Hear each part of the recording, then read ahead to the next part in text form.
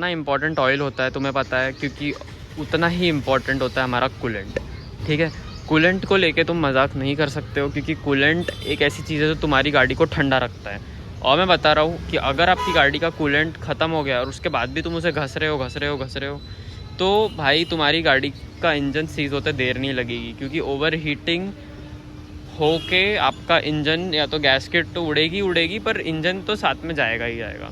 ठीक है, तो उसको लेके बिल्कुल रिस्क मत लेना, क्योंकि कूलेंट एक ऐसी चीज़ है जो तुम्हारी गाड़ी को एक हेल्दी टेम्परेचर पर मेंटेन करके रखती है। अब जैसे मैं ऑनेस्टली बताऊँ, मुझे बिल्कुल नहीं पता कि CBR का कूलेंट होता कहाँ पे, जिधर से कूलेंट जाता है उसमें। हाँ, मिल गया, यहाँ होता है।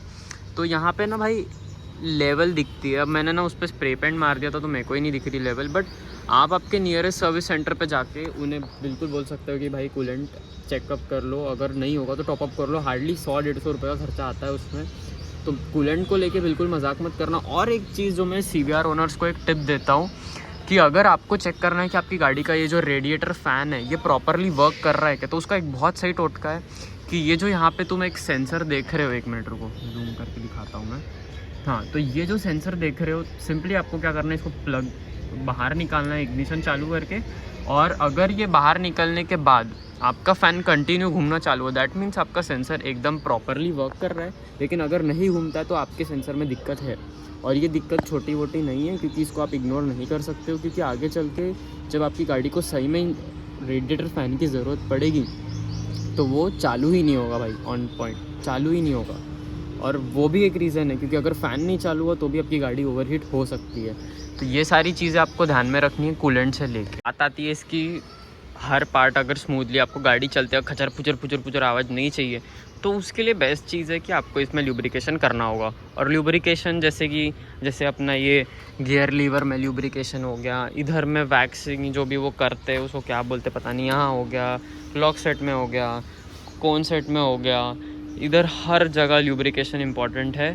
क्योंकि जैसा आप देख सकते हो अभी मेरी गाड़ी जंग खा रही है हर जगह से, तो उसको रोकने के लिए इसका तो मैं कर लूँगा सोल्यूशन। बट ठीक है, आपको बता रहा हूँ कि हर चीज़ में ल्यूब करो इसके, क्योंकि एक प्रॉपर ल्यूब्रिकेशन, स्पेशली जब रेनी सीज़न का टाइम है। देखो, विंटर्स और समर्स में गाड़ी ल्यूब उतना नहीं मांगती जितना रेनी सीज़न में मांगती है। आपको हर 15 दिन में गाड़ी को ल्यूब करना है, ताकि गाड़ी में रस्टिंग का इशू ना आए। जितने बोल्ट्स पॉसिबल है उस पर आप थोड़ा थोड़ा ल्यूब लगा लो।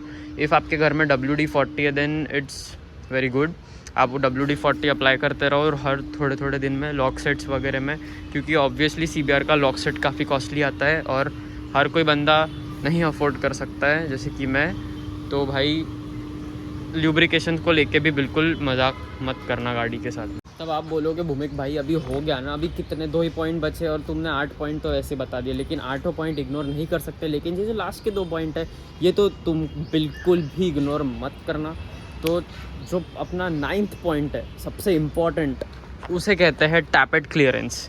अब आप बोलोगे भाई टैपेट क्लियरेंस होता क्या है, तो टैपेट सबसे पहले तो देख लो अपनी गाड़ी के होता है हेड के पास में, ठीक है।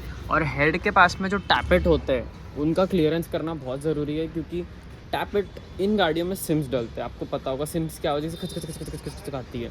तो जब सिम की आवाज़ बढ़ जाती है और तुम उसे इग्नोर कर रहे हो तो उसके बाद वो आवाज़ टैपेट पे शिफ्ट हो जाती है। तो वो टैपेट भी आपका खड़ आवाज़ करेगा। और फिर अब आप रेव करोगे तो ऐसे झिर आवाज़ करेगा। मैं सुनाता हूँ आपको एक बार, देखो हल्की सी आवाज़ खच आवाज़ जो आ रही है ना, इसे कहते हैं हम टैपेट का साउंड, ठीक है। इतना अभी मेजर नहीं है, बट हाँ मैं इसके टैपेट तो सेट करा लूँगा अभी सर्विसिंग पे। तो आपको मेक श्योर करना है कि जब भी आप गाड़ी सर्विसिंग पे दो तो उसका टैपेट हमेशा एकदम ऑन पॉइंट रहना चाहिए। अगर ज़रूरत पड़ती है तो सेट करा लो, क्योंकि उसको हार्डली 200-300 रुपये लगते हैं। वैरी कर सकता है खर्चा हर जगह का, बट ज़रूरी है कि आप करा लो, क्योंकि टैपेट आपकी गाड़ी के जब सेट रहेंगे तो आपकी गाड़ी एकदम और स्मूथली चलेगी, जैसा आप देख सकते हो। लेकिन अभी मेरी गाड़ी कितनी ब्यूटीफुल आवाज़ कर रही है, टचवुड, क्योंकि अभी मैं हमेशा अपनी गाड़ी ऑन पॉइंट सर्विस रखता हूँ। ये जो सब आप ऊपर से देख रहे हो ना, ये सब एक वॉश में गायब हो जाएगा। लेकिन जो कोर है गाड़ी का, इंजन, उसमें कभी दिक्कत नहीं आती है, क्योंकि मैंने एक बार ये गलती कर चुका हूँ कि जिस वजह से तुम्हें पता है कि मेरी गाड़ी का इंजन सीज़ हो गया था। CBR का सीज़ तो खैर नहीं हुआ था, बट पिस्टन और क्रैंक दोनों ख़राब हो गया था, ऑलमोस्ट सीज़ के कगार पे ही था। तो तुम्हें पता है, तुमने देखा है लाइव एग्जांपल कि क्या होता है जब तुम गाड़ी को मतलब प्रॉपरली मेंटेन नहीं रखते हो वर्सेस जब तुम गाड़ी को मेंटेन रखते हो तो। और मैं अब तुम्हें एक और चीज़ दिखाता हूँ कि स्टॉक एग्जॉस्ट में कार्बन एमिशन हमेशा ज़्यादा दिखता है। और ये देखो, ठीक है, ये मैं पूरा घस रहा हूँ अपनी उंगली तब जाके इतना, ठीक है। और एग्जॉस्ट में ये हमारी ब्लैक वाली, जिन्हें नहीं पता है, ब्लैक वाली हमने सोल्ड कर दी है और ये बहुत दिनों बाद आज मेरे गैराज में आके खड़ी हुई है। और इसकी हालत मैं बताता हूँ। अभी देखो मेरी उंगली एकदम क्लियर है, ठीक है, ये देखो, इसमें और इसमें डिफरेंस देखो तुम एक बार।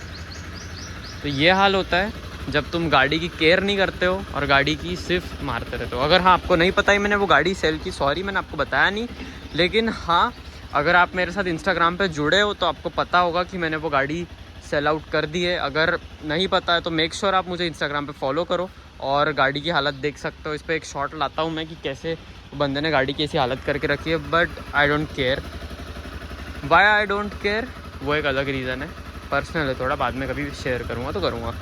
तो ये हो गया अपना टैपेट एंड ऑल का। तो अब जो लास्ट पॉइंट, जो सबसे आखिरी पॉइंट है, जो सबसे इम्पॉर्टेंट है, जो मैं चाहता था कि तुमको एकदम वेट करा के बताऊँ और जो अच्छे से बताऊँ, थोड़ा टाइम लेके बताऊँ, वो है इंजन ऑयल।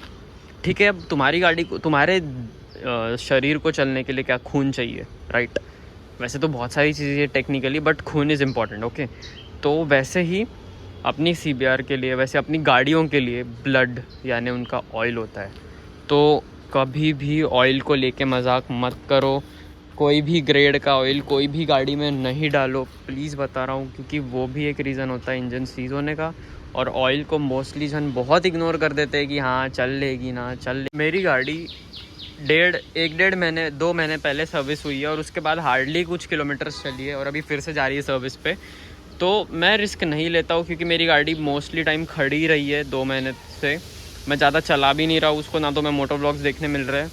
तो इसीलिए जब तुम्हारी गाड़ी खड़ी भी है तो रिस्क मत लो यार, एक बार इंजन ऑयल फ्लश आउट कर लो पूरा। और अगर तुम्हारा मैकेनिक बोलता है कि ऑयल अच्छा है देन इट्स ओके, बट अगर डाउट है कि चेंज ही करना है तो भाई करा डालो इंजन ऑयल। और मैं बताता हूँ कि अगर CBR जैसी कोई गाड़ी है या कोई भी आपको गाड़ी है उसमें तुम्हें डाउट है कि भाई कौन सा इंजन ऑयल डालता है, सिंपली तुम्हें क्या करना है, गूगल करना है कि इस गाड़ी को कौन सा इंजन ऑयल सूट करता है। तो गूगल आपको सिंपली बता देगा।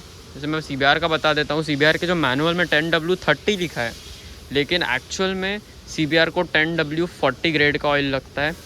क्योंकि जब आप एकदम आप स्पोर्ट्स बाइक ले रहे हो तो भगाओगे उसको, समर्स में चलाओगे, हीट होने तक चलाओगे, तो जो 10W40 फुल्ली सिंथेटिक ऑयल होता है वो सारे एस्पेक्ट्स पे खरा उतरता है। तो आपको बिल्कुल टेंशन लेने की ज़रूरत नहीं। आपने एक बार 10W40 डाल दिया, कोई भी सीज़न रहे, कितनी भी तुम भगाओ गाड़ी को, छपरीगिरी मत करना, रेव मार के, ओवर रेविंग वगैरह, बट व्हाटएवर, अगर तुम भगा रहे हो तो वो हर सीज़न के लिए तुम्हारी गाड़ी के लिए एकदम बेस्ट ऑयल बना रहता है 10W40। फिर से बता रहा हूँ, ध्यान में रख लेना एक बार अच्छे से।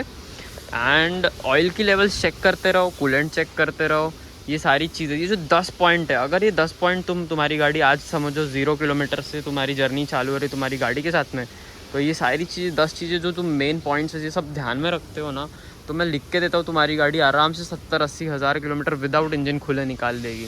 और अगर CBR जैसी रिलायबल गाड़ी है तो लोगों की तो 1.5 लाख किलोमीटर चल जाती है, क्या ही बोलना। और R15 जैसी बाइक्स भी अगर तुम प्रॉपरली सर्विस कर रहे हो, ठीक है, तो मैं तुम्हें लिखित में देता हूँ वो गाड़ी का इंजन इतना कैपेबल है कि वो 1 लाख किलोमीटर निकाल देगी। क्योंकि रिलायबिलिटी में होंडा के बाद सबसे पहला नाम यामाहा का आता है। हाँ, सुजुकी से ऊपर है रिलायबिलिटी के मामले में। तो यही था हमारा वीडियो। उम्मीद करता हूँ बहुत दिनों बाद, सॉरी लेट हो गया था मैं वीडियोस के लिए, बट उम्मीद करता हूँ तुम्हें वीडियो पसंद आई होगी। मेक श्योर कमेंट करके बताओ कि नेक्स्ट किस टॉपिक पर वीडियो लाऊँ मैं। और तो till then, ride hard, ride safe, stay safe, enjoy man, enjoy.